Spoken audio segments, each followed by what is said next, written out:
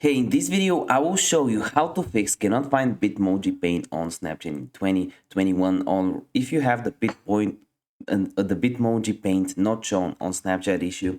I will show you how to fix it on any iPhone and on any Android device. So if you appreciate me making a video just like this, make sure you give me a like for the YouTube algorithm, subscribe if you're new, and hey, if you have any questions whatsoever, let me know in the comment section down below. So what you want to do is obviously go on Snapchat, and you want to click on the search icon at the top, and from there you want to type in Bitmoji paint, and when you click on it, it should start. If it doesn't for you, what you can do is actually go on the Google Play Store or the App Store and type in Snapchat, and you want to make sure that you have the latest update. So you have an update option here, make sure you update it. Another thing you can do is actually go on your settings, click on general, click on iPhone storage, or on an Android device, go to apps and find Snapchat, which is what we will do now.